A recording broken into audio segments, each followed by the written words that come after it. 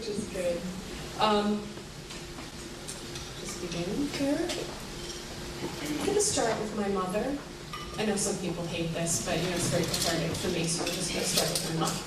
My mother was a craftsperson and is a craftsperson, and I was a crafts child, and I grew up surrounded by folk art that she pretty much taught herself how to do, and she amassed hordes and hordes of books of still lifes as well as Pennsylvania Dutch folk art, because I grew up in New York and Lancaster County. These are some examples of some of her work. So, I kind of hated it for a really long time. I was like, it's country, I hate it.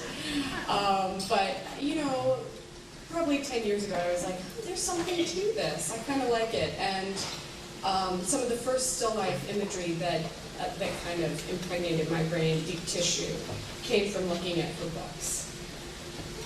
For instance, I was fascinated by, and continue to be fascinated by, theorem paintings, which are 19th century American stencil paintings, paintings on velvet. This is an example of a stencil that a woman might use in the 1800s to create a still life. And they had tutored. Does anyone know about this here? Anyone? Yeah. I don't. It's kind of a lost art now, I think. I think there's someone actually in New England somewhere. Who is it? No. Tonight? No. Oh, who's going to make you stand up? It's a pretty amazing thing. It's one of the only things that women were allowed to do that was an art that they could do to beautify their homes. And they were trained to use these stencils, and they were trained in ways of applying color to the velvet, and it was a very formulaic thing. This is an example of fruit in a blue bowl, mid-19th century, and it's an anonymous theorem painting. Hand in hand with the still lives was my family's obsession and my obsession with food. And my mother, in particular, would travel me. I hope she never sees this video. She's going to be forbidden from the Waycount Library. But she would travel me to different points of interest in food culture. And so we were living in New York, Lancaster, and we'd drive up to New York City, and we would go to Zabar's, and then we would go down to Bruno's Ravioli, and then we'd go across to the Kiev, and we'd have lunch. And from there, I think we went to H&H Bagels. Maybe we did H&H first. So we do this whole food, cycle. And I started collecting images of food early on, and it was just a huge part of my life. And simultaneously, I was really fascinated with the aftermath of consuming. So this shot on the left is actually from a Mexican bakery, and the shot on the right is from an Italian market after it's closed. So when I was in school, I started really focusing on this idea of food as a metaphor for consuming, desire, consequence, and that's what kind of led me into still life later on. Okay, anyone here an expert in still lives? Anyone? Cool, that's good. Because I'm not. I couldn't possibly be. I think I could dedicate my whole life to studying still lives and still not know everything about them. So I'm going to just give you a brief overview of things that are pretty important in the still life tradition and pre-still life. This is not technically considered a still life. This is pre-still life. It's an emblem with dates, fish, asparagus, and fowl from the second quarter of the 2nd century from a Roman villa. Funnily enough, when I was putting together this lecture, I was looking for kind of landmarks of pre-still life imagery. And I chose this, and then I went back and I realized I had actually taken a snapshot of this when I was studying abroad in Rome. So I was like, yes. It was that serendipitous kind of experience. So the emblements were used they were mosaics, also frescoes, and they were painted or created for the foyer of people's homes or possibly in the dining room, and they were supposed to be welcoming, but they were also direct symbols of the status of those residents. So the status and the wealth of the people that you were coming to visit were displayed prominently on the wall. This is Madonna della Candeletta by Carlo Crivelli in 1490, also pre-still life. This is an example of how paintings of inanimate objects were incorporated into paintings that were religious or political or portraiture. So the Madonna, there's a lot of, it was used as a descriptive. Every single inanimate object has multiple layers of meanings, whether it's a religious meaning or a medicinal meaning or a socio-cultural meaning. It's all layered in there, and some of these meanings have been lost over time, which I think is really fascinating. So when some people say to me, well, why did you incorporate this element in my still? I mean, I can tell you generally what that symbolism meant, but I'm also really curious about what that symbolism means now. And I can't tell you every aspect of it because it has been lost. So, for instance, the lilies here symbolize the purity of the virginity. So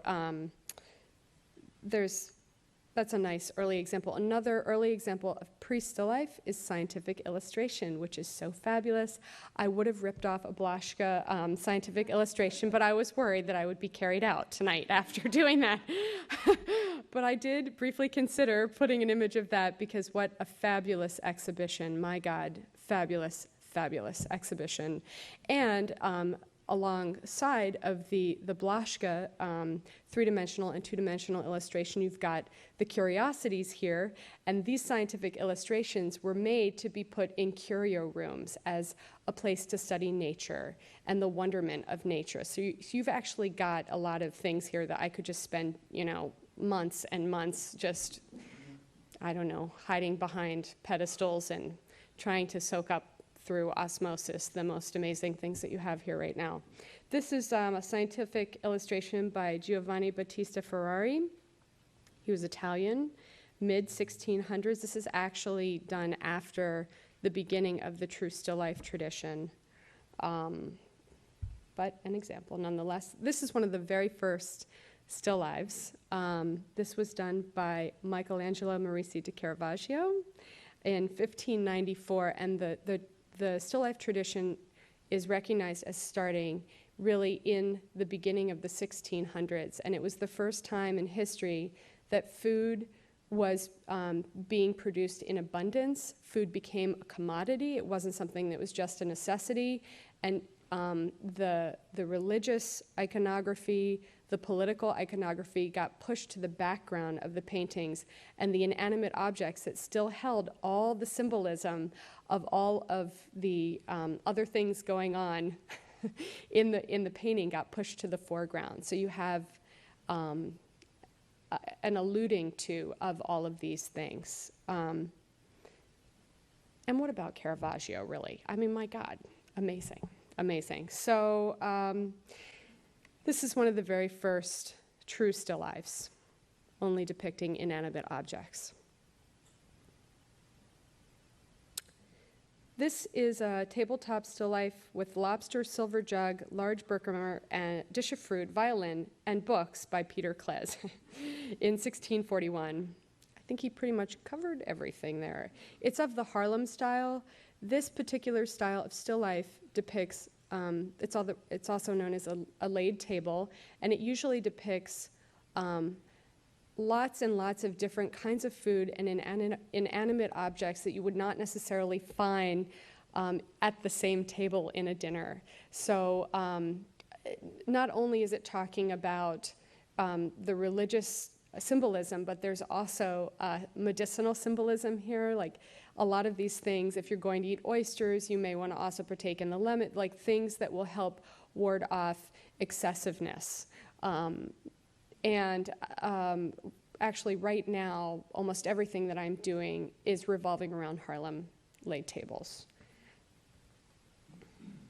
This is the first still life that I actually did a direct reaction to. It's called Still Life with Fruit after Severin Rosen.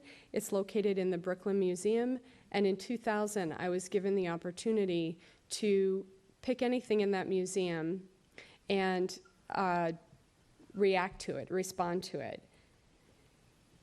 And kind of as a visceral response initially, I decided to just try to recreate this still life.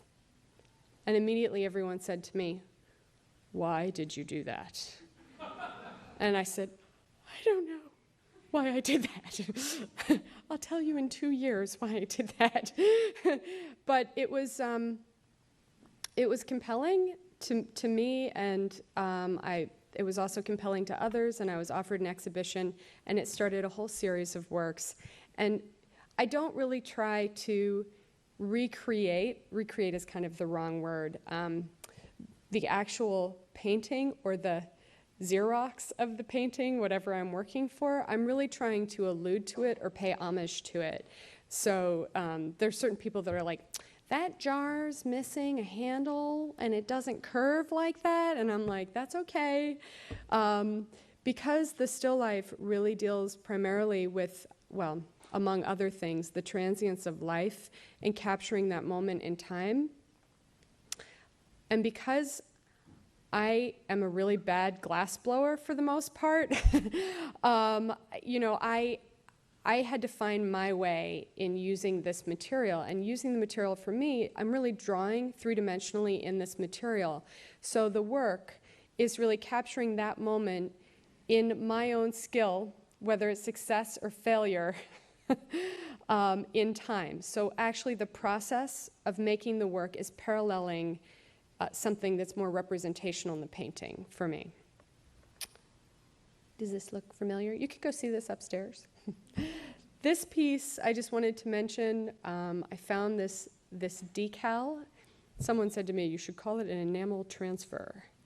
So I found this enamel transfer in Italy, and I just went about creating it three-dimensionally, and then I actually fused it on the surface of the object. So the inspiration is in fact embedded in the object.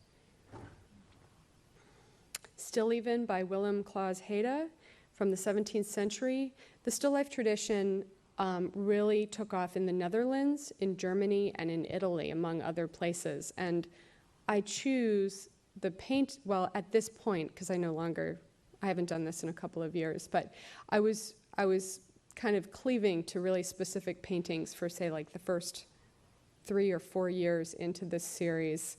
And I would choose those paintings based on how excessive they were, how decadent they were.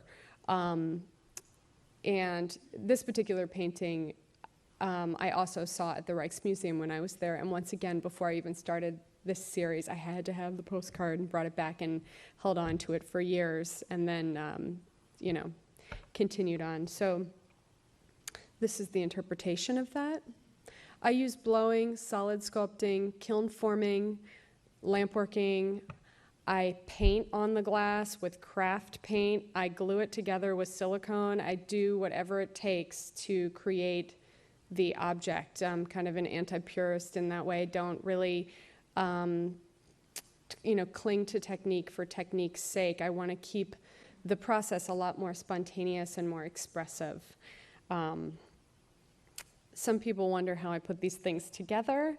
I have a BFA in both fibers and glass, and I think some of that pattern making that I did as a fiber student is still kind of really deep tissue into my psyche, because when I put this work together, I basically compose it on a piece of brown paper, and I'm very obsessive compulsive, and I'll spend hours, rearranging things at this point, because right now I'm not even looking at, oh, there you go, Dave.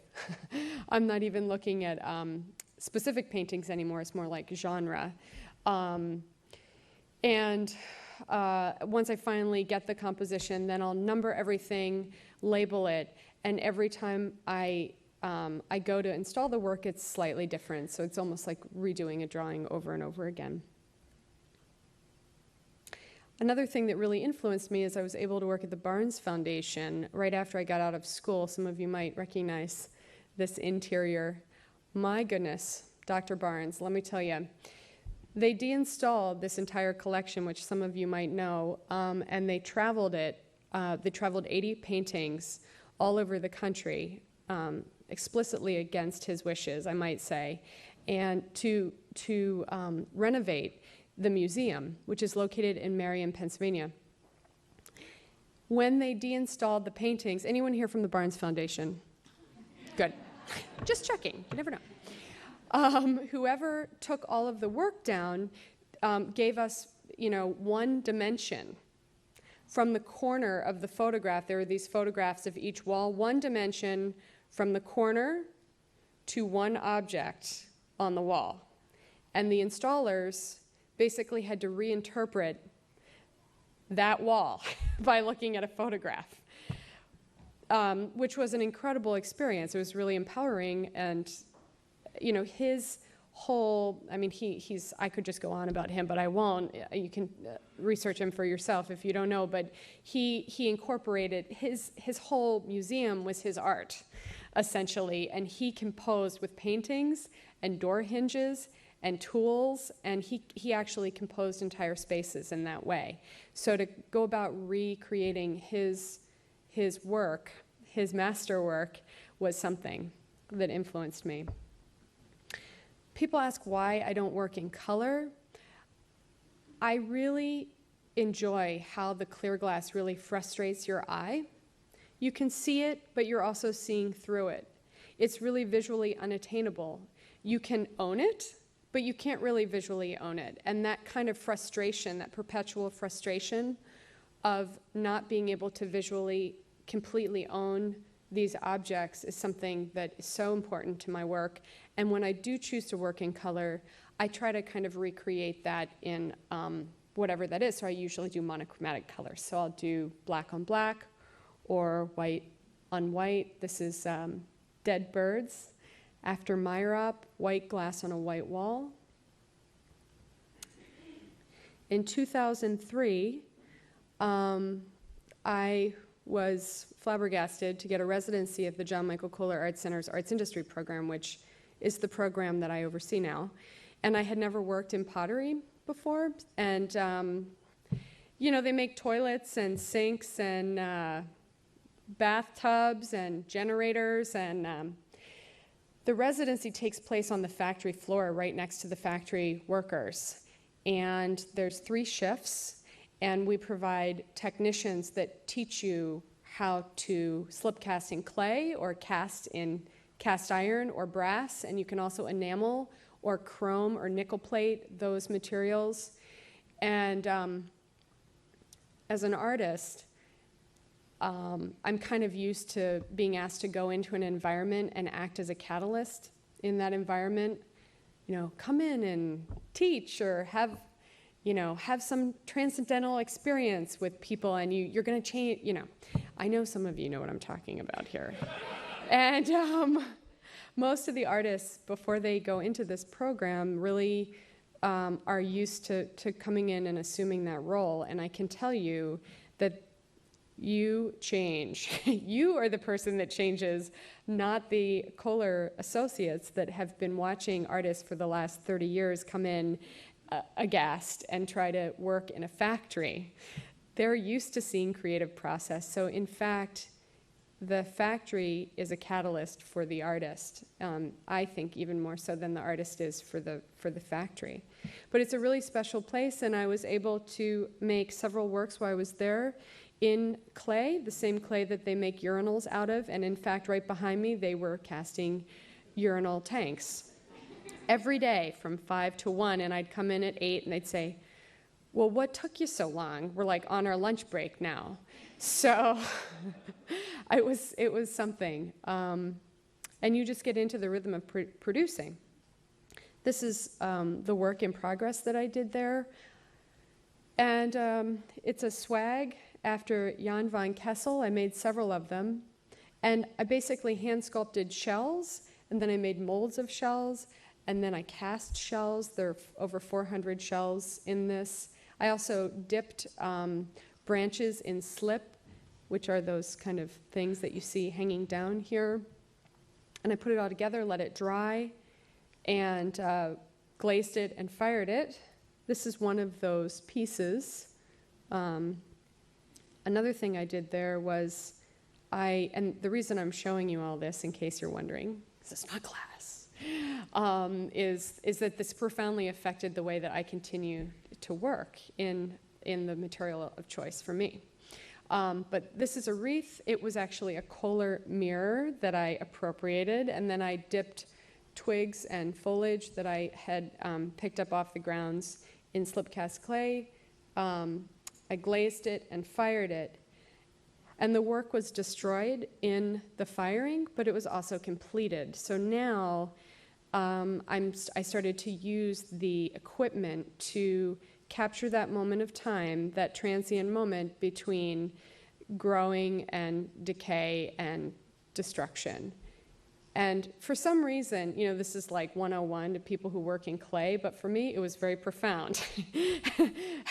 That changed the way I was working, and I came home to my studio and I started creating my objects and then putting them back in the kiln and destroying the objects, and finishing the works as I was destroying them. So that's a wreath that I made immediately following coming home. This may look slightly familiar. This is a basket of fruit after Caravaggio, and the work is fused as well. So it's like, it's actually embedded into the background. It's another more recent piece that I made where I just, continue to use multiple firings to destroy and finish the work.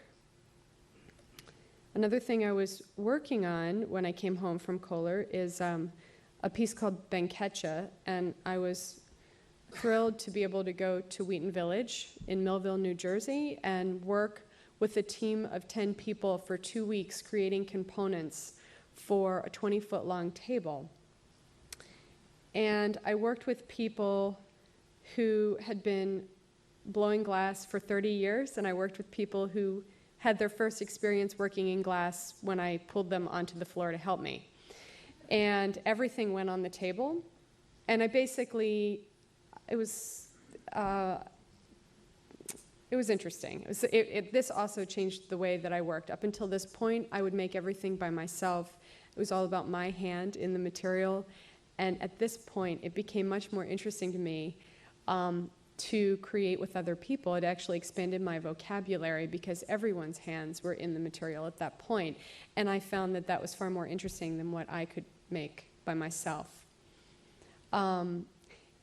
People were given 2 tries to make an object. What I did is I Xeroxed 7 different laid table still lifes, and I put them at each bench, and I said, you can choose whatever you want to make out of these still lives, but you only have 2 chances to try to make it, knowing how obsessive people get about technique in glass. And so I said, that's it, two chances. If it falls on the ground and breaks, it's going in the kiln. I'm using it, and in that way I kind of kept a spontaneity, and I think it was also very interesting for the people I was working with. Most of those people, some of them were like, dear God, I have hot glass in my hands and I'm going to burn someone. And the next person is like, oh my God, I've never worked in this way before. I think this is a piece of crap, but she wants it, so I'm putting it in the kiln. So somewhere in between there, I was able to amass a certain amount of components. And it was first exhibited at the John Michael Kohler Art Center, which was actually not attached to the Residency. If you get a residency there, you don't automatically get an exhibition. I encourage you all to come visit that museum because it's an amazing museum. It's as amazing as the Corning Museum of Glass, in fact, in a different way. But they gave me this opportunity. I had never seen this work before. I created it in a 10 by 10 foot space with a 5 foot long table, and I made a small amount of it, and then I marked it off and took everything off the table and pulled the paper down and made a little bit more and did it that way over 9 months. And then I actually saw it for the first time when I installed it. I finished the work at that time. And the piece on the floor, I had brought broken pieces to put on the floor, but nature took care of that on its own, and it actually fell while I was installing it. It was only 5 things broke during the installation, and they all happened right in a row, and that was the only time I really freaked out, because I was like, I'm going to break every single thing from now on, and I have 200 pieces to keep putting on the table. But the registrar, came over with a dustpan and brush immediately and started, and I was like, don't touch it. And he was like, what? So, and some people refused to even walk in the room, I was told. After 3 months, the security guards were kind of really happy to see me at that point, because everyone kept coming and saying, oh my God, there's glass on the floor, there's glass on the floor. So that's interesting, maybe. I made a piece very recently, thanks to the generosity of the studio at Corning, for an exhibition that's up now at the Renwick Gallery called From the Ground Up. And it's based on Large Milan Bouquet by Jan Bruegel the Elder in 1606, Flemish painter. This bouquet he painted over a period of months, traveling and waiting till every single flower was in bloom. And he painted it for a cardinal who hung it in his curio room. And some of you might be familiar with tulipomania. I mean, I just have to tell you, if you don't know this, if you know it, I'm sorry, but I have to tell you this because it just kills me. But the tulipomania was insane, basically. At the height of tulipomania, people were, they were trading their homes for tulip bulbs that were still in the ground. And the most prized tulips at that time were tulips that had broken. They called them broken tulips. Sorry if you already know the story, and correct me if I'm saying something incorrect. But from what I understand, for instance, the tulip in the center here is broken. It's variegated.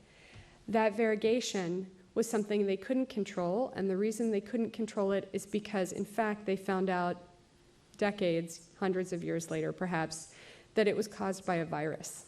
So the tulip was sick. Interesting, I think.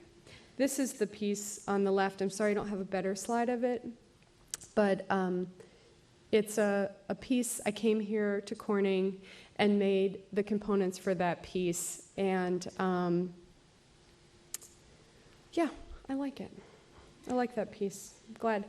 Oh, look, this is a video for you. Video. The other way I'm working right now that relates to this kind of destruction, instead of having the kiln destroy the work, which is actually just controlled by gravity, I'm making centerpieces that I call the Topiary Series, all assembled hot. So I'm working with teams of 5 to 8 people, and we're building these centerpieces that were used during banquets in the 17th century in France and also in England. And once we get the whole form, we put it back into the glory hole, and we actually let the glory hole destroy it and melt it. And this is an example.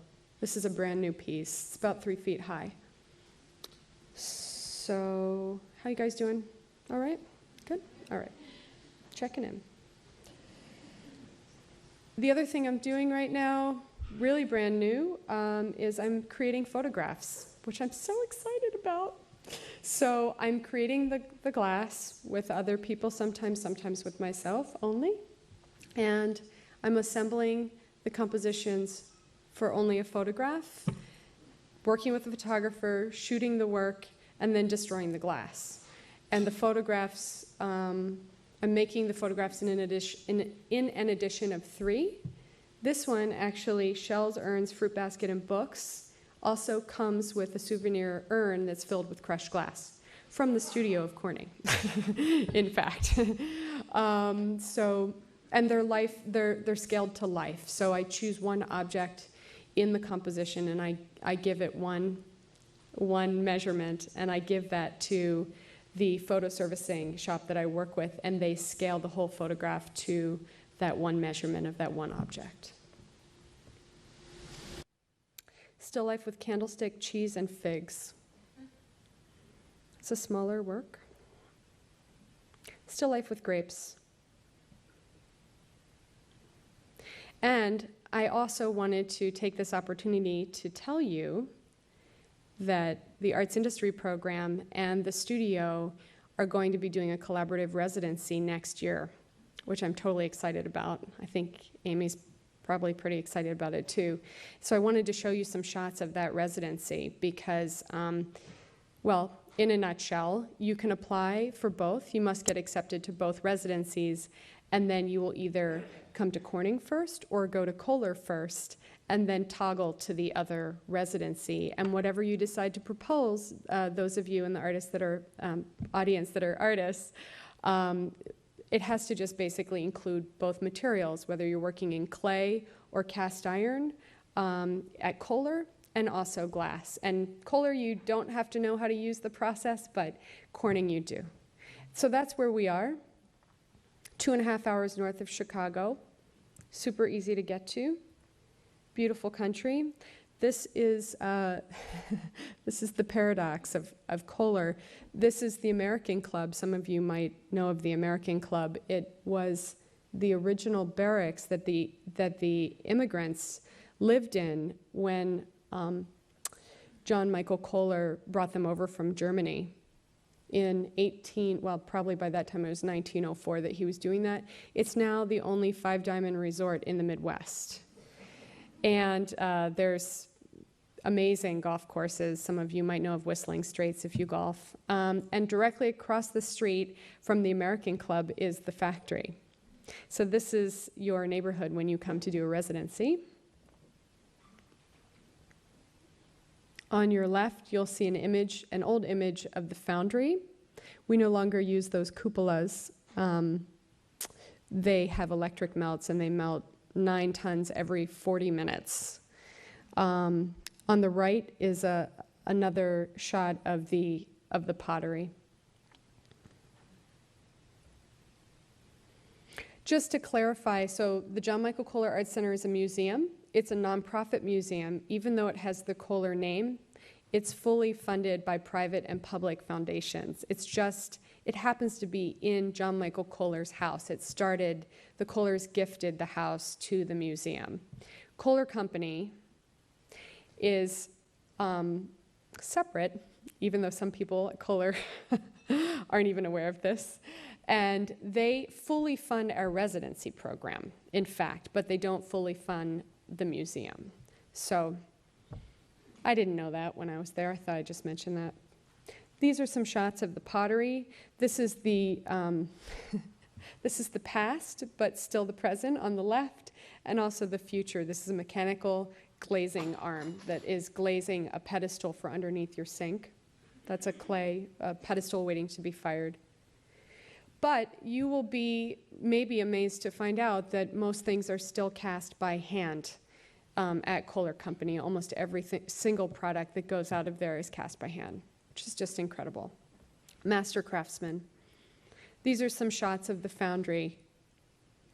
So grinding on the left, you too can wear that beautiful piece of equipment. And on the right is a mold, probably for a bathtub, but I can't tell from the angle.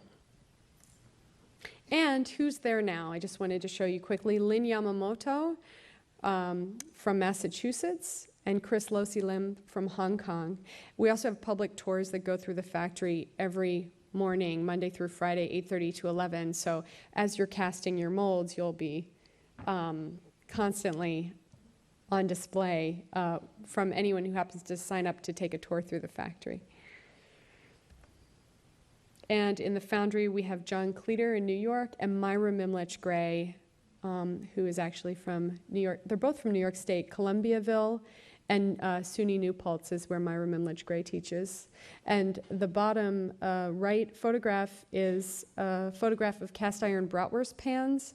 Sheboygan's well known for their bratwurst. Do not mess with Sheboygan bratwurst.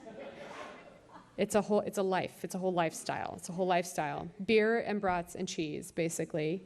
So those are some of the works that she's doing in process. And then above, John Cleater, who is an architect and a designer as well as an artist, is creating these huge cast iron kind of architectural components that he's going to attach to a shipping container, which he's converting to a studio/garage for his Mini Cooper. So that's all I have to show you. Do you have questions?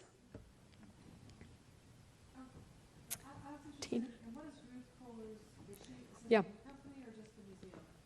The question was, who is Ruth Kohler and what does she do? And Ruth Kohler is the executive director of the John Michael Kohler Art Center, and she founded the arts industry program, in fact. And she used to do everything there. I mean, you know, it's like, she didn't found the art center, but she was there during its infancy, I would say. She's directly responsible for the quality of programming they have now. And she's the sister of Herb Kohler, who is the CEO and president of Kohler Company, which is still a privately held company, by the way. Yes. I noticed that a lot of the things that you showed came from masters still life. Mm-hmm. Are you doing a lot of still life work now from your own composition still life? Mm-hmm. Still working appropriating masterworks? Okay, the question was, am I still appropriating masterworks or am I basically creating my own still lives? And I am basically creating my own still lives right now. It took years. It took 6 years, but I just couldn't continue to do it. It became too much of a formula. So now it's actually really quite challenging to do, to do a composition that works. So I was doing that. I didn't show you images of that. I apologize, but I did do a whole series of works that still existed in glass that were after the Harlem style of still life, but not specific paintings. And from there, I started composing for two-dimensional format. Yes? It's interesting that you use still life as, the basis of your study with glass, when glass is anything but still. So what are you saying with that? Well, let me first say that I'm trained in glass, and glass is my material that I draw in. So aside from it being relevant in a decorative and a historical context in terms of the way glass was being used in the still life, it's my voice in the material, as well as the fact that it's, the qualities of the glass are really important to me, even though, well, look, and also, I'm just going to get scattered here for a minute because I have a lot to say about this question. A lot of the still life paintings were nothing, they were not nearly still either. Raphael Peale, some of the Harlem genre of still lives, there's an inherent tension within the objects that if you look at it long enough, it's not something that feels like this dead, kind of stagnant object. The paintings also kind of ring and resonate and vibrate. For me, they do. But Take it a step further, with, it's like they make the works seem so alive when you look at their works. So beautiful, the life of the Dutch painter. But you take it so that you take it a step further by giving it more presence with your work. And kind of like a solution. You were just saying basically that, oh boy, I hope I can repeat exactly what you just said because I'm supposed to. Did everyone hear that? Okay. I'm like, that's really long and I don't. Okay, well basically, yeah, I mean, I think the three-dimensional work did do that, but I'm also really interested in that inaccessibility that happens with glass. Like no one can truly, especially with, the awesomeness of glass, that enigma of glass, that eternal life that's within glass. Like you can't own that no matter what you pay for it. It's like this eternal thing. So when I reduce it to the photograph, actually I'm also denying you that, as well as offering it in some weird way. Yeah, your eye definitely moves around, but this material is very tricky, I think, because it is beautiful whether you make something that is like feces or flowers. You're going to make something that is absolutely stunning. It doesn't matter. So for me, I try to use it in a thoughtful way, because and I try to utilize that too, that kind of subversive quality of it. Mm-hmm. I was really interested in since glass and photography are both really mediums about light, Mm-hmm. how well your work translated actually into photography. Mm-hmm. Do you want to talk about how you did that shift Mm-hmm. from 3 dimensions to 2 dimensions, or why you thought you might Do that? Yeah. Tina asked, why did I start making photographs, and said that the parallels between glass and photography was light. And as the series started in 2000, I can tell you that was a very visceral reaction.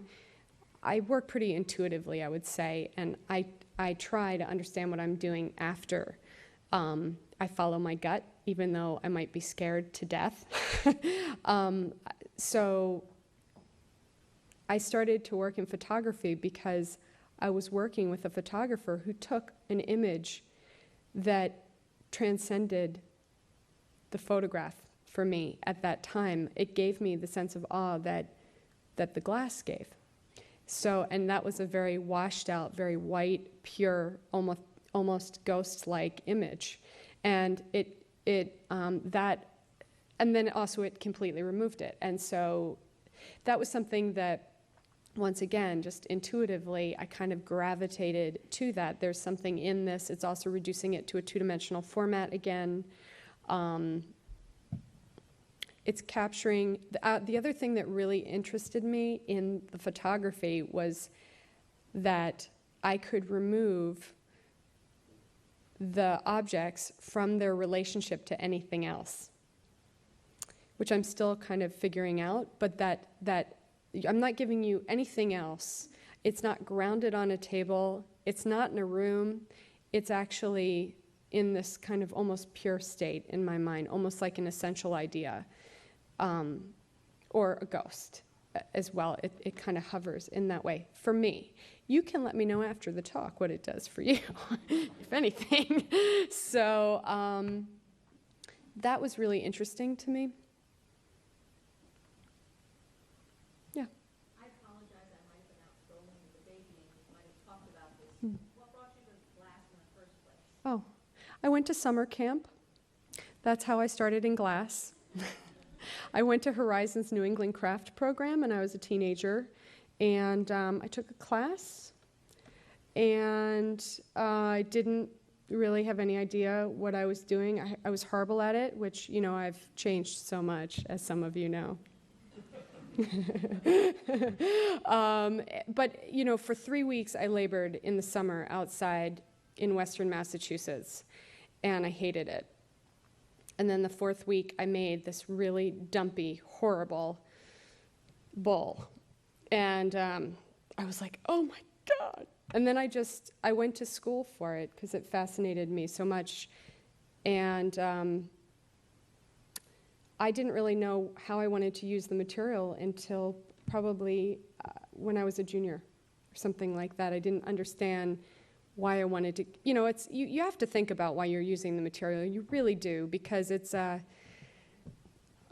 challenge, but it's also incredibly expensive. The resources that you use environmentally, it's hard on you physically. For some of you, it's like, yes, I'll just roll that pipe. But, so I had to find a way to make it my own. And I still question every time I use it. Yes? When you're doing the photographs, how much experimentation do you do with the light? The question was asked, how much experimentation do I do with the lighting in the photographs? And I would say to you that, I literally just started working on this last fall, and I've made about 7 of them. So I'm still working out compositionally. I'm not really focused so much. I know what I want in terms of the light, because I think I'm working towards a show at Heller Gallery in September, And I want the whole room to be filled with these very washed out, white, pure photographs. So I have the installation in mind, and I want it to be consistent. But I am working with the composition, and I'm also working with the attainability and the unattainability that you can get with focusing and unfocusing the camera and things like that. So I feel like this whole new world has opened up to me, which is really exciting because I've never just, I've never used it as a means to an end in that way. But I have big plans about light and other things. So. Thank you, Beth. Thank you.